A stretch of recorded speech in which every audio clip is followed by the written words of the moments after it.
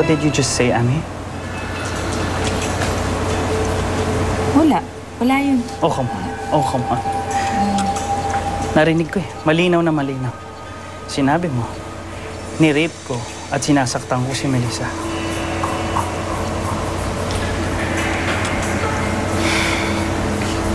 Okay.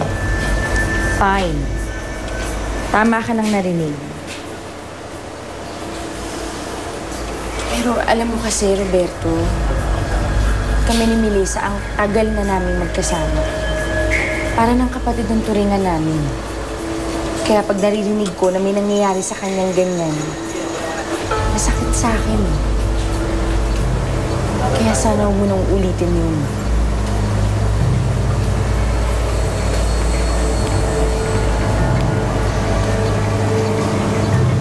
Hindi tayo mag-best friend, Ami. Kaya kung ano man ang problema namin mag-asawa, hindi ka na dapat nang hihimasok doon.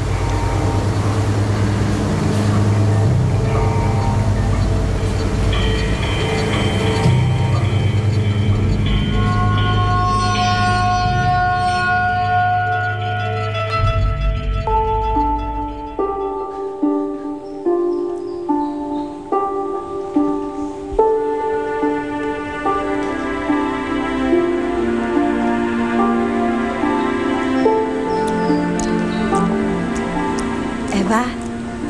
Hi? Tita Rebecca! Guess what? Nagkita na ulit kami ng daddy mo. Talaga po? Kamusta na po siya? Masayang-masaya siya na tinanggap mo ulit ang sulat niya. May gusto pa nga siya ulit ipakita sa'yo eh.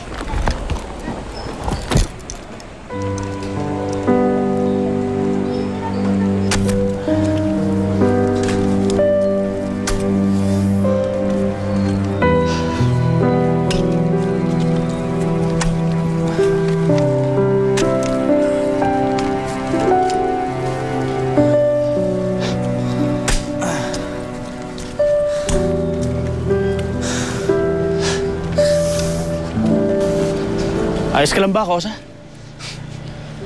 Mukhang hirap na hirap ka na dito, ah. Oo, mahirap. Lalo na kapag naisip ko hindi ko makita yung mag-ina ko. Pero mas mahirap isipin na hindi ko masusubaybay yung paglaki ng anak ko.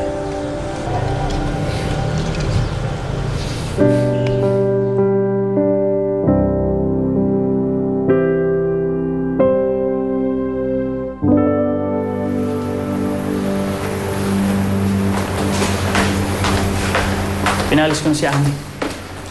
Kaya hindi ka naalis, Melissa. Bakit mo ginawa yun? Bakit mo nilalabas kay Ami ang mga problema natin dito? Bakit mo sinabi sa kanya na nirip kita?